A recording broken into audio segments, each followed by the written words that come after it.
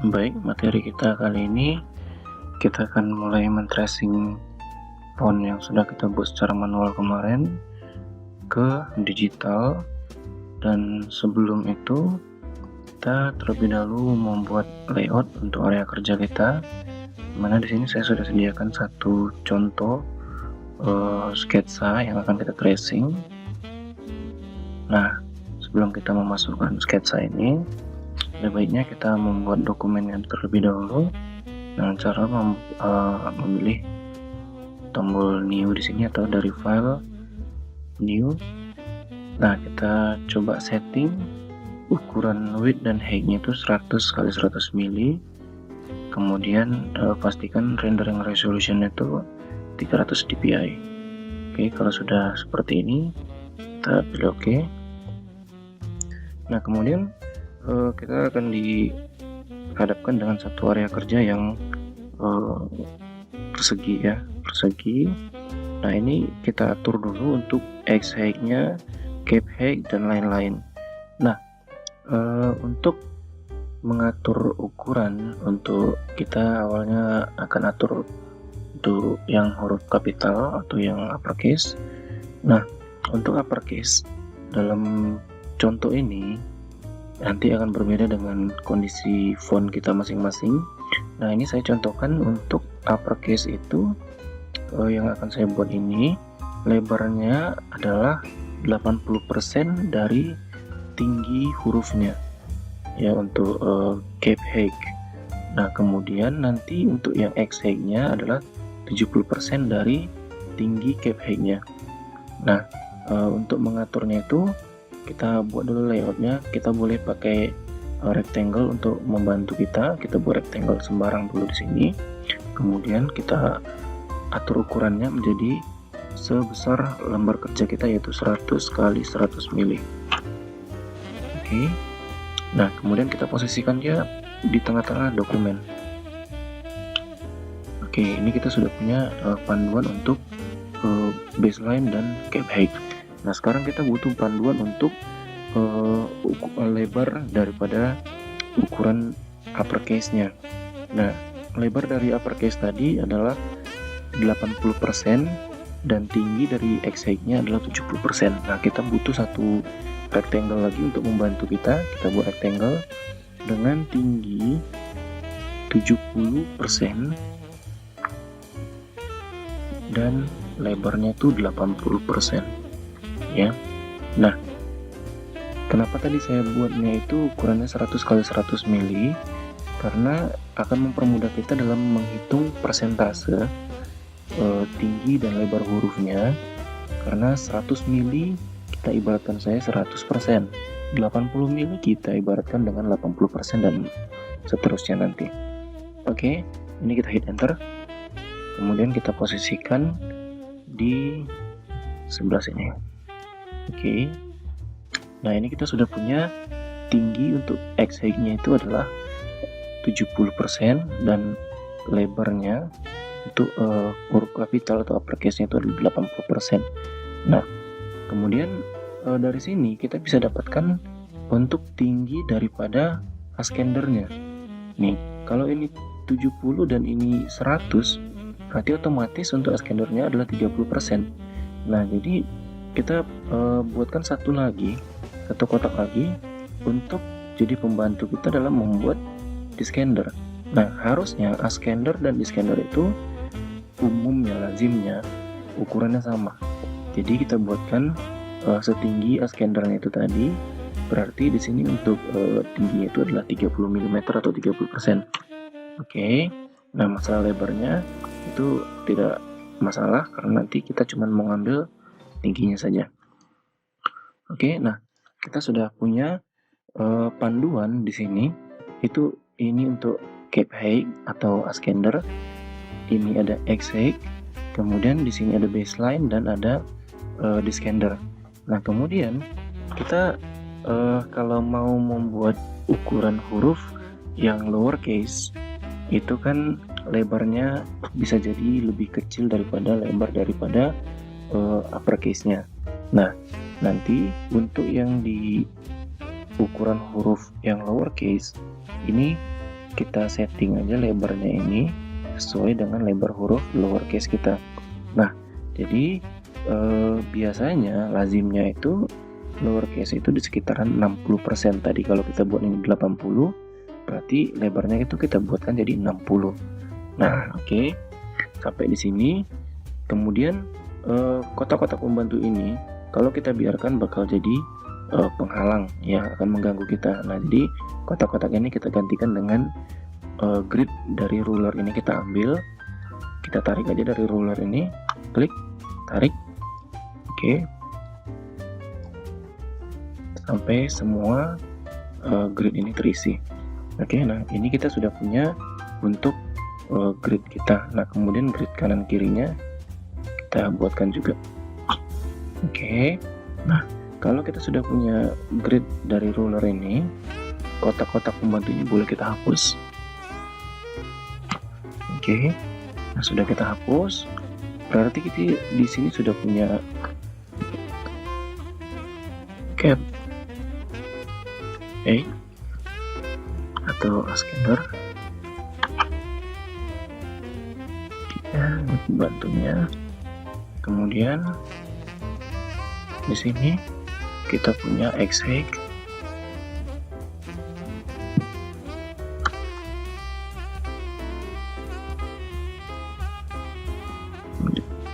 Sorry. Di sini kita punya baseline. Dan di sini kita punya Descender.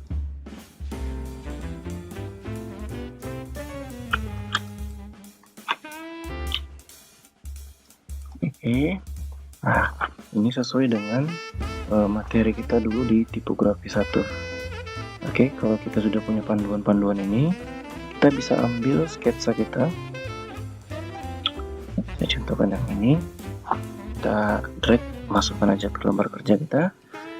Oke, kalau ternyata sketsanya terlalu besar, kita bisa sesuaikan ukurannya, kita perkecil sampai dia memenuhi ukuran dari lembar kerja kita. Oke, nah seperti ini kira-kira kita paskan dengan ukuran huruf yang sudah kita buatkan panduannya tadi.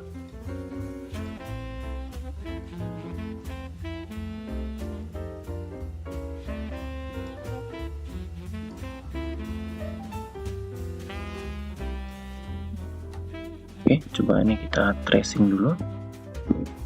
Nah, tracingnya itu kita gunakan pen tool. Di sebelah kiri ini ada tools. Kalau misalkan dia posisinya belum di pen tools, ini kita coba klik, tahan, kemudian kita pilih pen tool di sini. Nah, di sini kita bisa lihat bahwasannya ukurannya itu tidak sesuai dengan grid yang sudah kita buat tadi. Nah, ini nggak jadi masalah. Kita trace aja dulu, nanti baru kita perbaikin posisi dan ukurannya. Nah, cara tracingnya itu kita pilih aja titik-titik yang mau kita trace. Oke, seperti ini. Tracingnya itu mudah. Kita tarik. Oke. Nah, di sini kita buat lagi. Oke.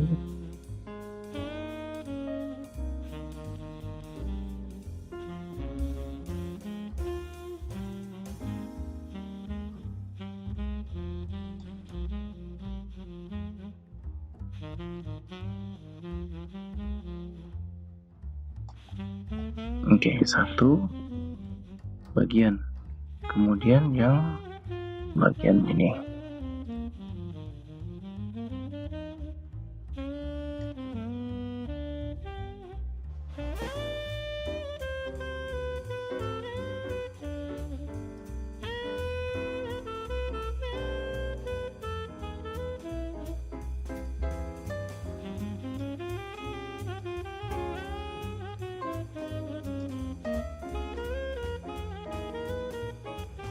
Oke, saya buat selambat mungkin supaya bisa diikutin.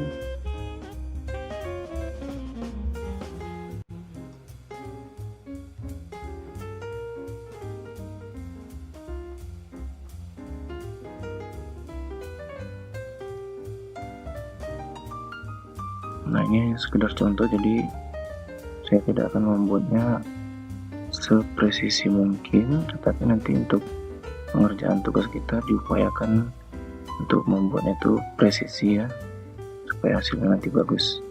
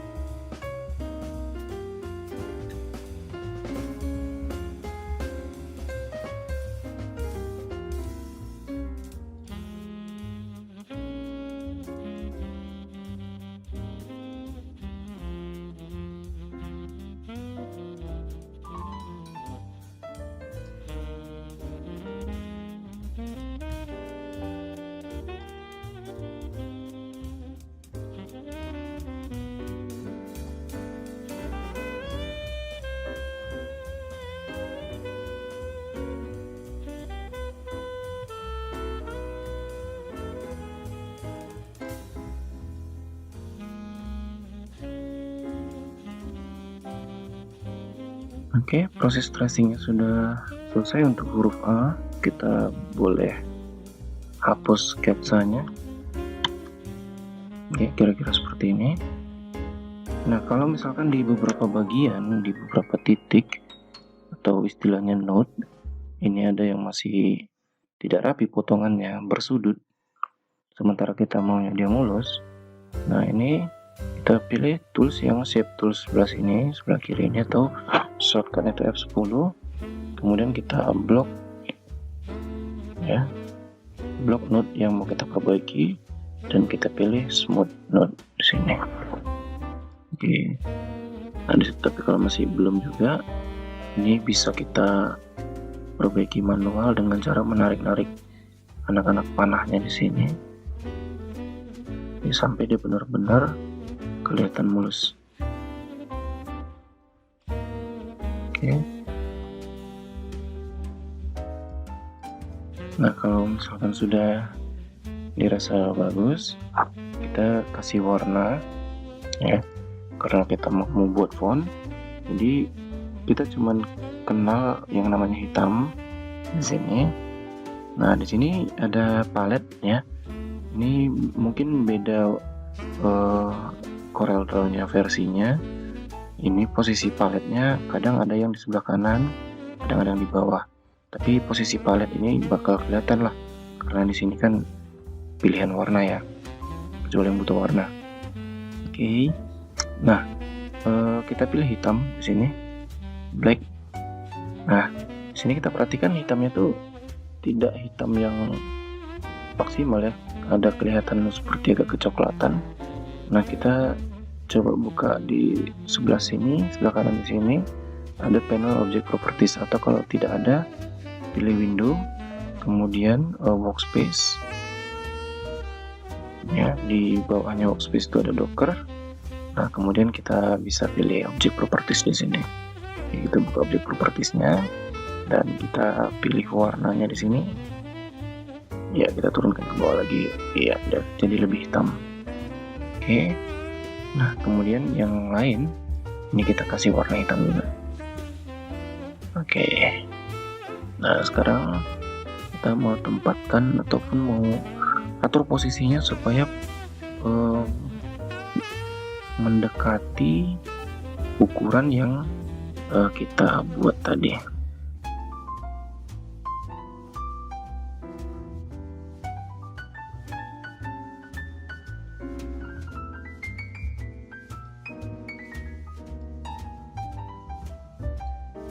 Ya.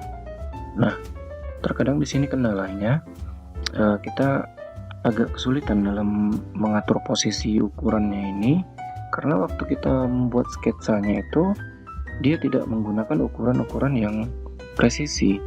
Nah, ini sketsa yang saya buat ini adalah sketsa yang tidak menggunakan ukuran yang presisi. Nah, jadi kalau misalkan di waktu di tipografi 1 kita tidak buat ukuran yang presisi, nah maka kendalanya akan kita hadapin ketika di tipografi 2, yaitu di sini. Nah, ini masalah yang akan kalian hadapi kalau ukurannya tidak bagus ataupun tidak presisi. Nah, mudah-mudahan untuk yang sketsa yang sudah kalian milikin itu ukurannya sudah presisi, dan ketika nanti kita atur ukurannya itu sudah bisa menempatin ukuran persentase yang presisi. Nah, jadi ini saya contohkan dulu untuk yang satu ini. Nah, kira-kira untuk tracingnya itu seperti ini ya. Nah, ini kita anggap sudah oke dulu untuk yang huruf A nya. Nah, kita mau buat huruf B, huruf C sampai huruf Z uppercase. Nah, untuk membuat huruf selanjutnya itu jangan dibuat file yang berbeda, dibuat file yang sama saja, hanya kita pisahkan di page-nya. Nah, untuk A nya di sini ada page 1. Nah, kemudian nanti di page 2 kita buat di sini ada add page. Nah, di page 2 nya kita buat nanti untuk huruf B. Oke, nah keuntungannya kita tidak perlu lagi membuat grid yang baru, karena gridnya itu akan mengikut dari page yang sebelumnya kita buat tadi. Kalau kita buatnya di file yang terpisah bisa sebenarnya, tetapi kita harus buat gridnya itu berulang-ulang kali sampai sebanyak karakter yang mau kita buat. Nah, kalau misalkan kita buatnya di page yang berbeda tetapi satu file, keuntungannya kita masih mendapatkan grid yang sama dari grid yang sebelumnya kita sudah buat. Jadi kita tidak dua kali kerja. Oke, nah nanti misalkan di sini untuk huruf B kita perlu lagi, untuk huruf C kita buat lagi page 3, kita perlu huruf D lagi, nanti kita buat page 4 dan seterusnya. Oke, nah gitu juga dengan yang lowercase. Lowercase juga kita buatkan dalam satu file. Nah, nanti kita buatkan page khusus untuk yang lowercase.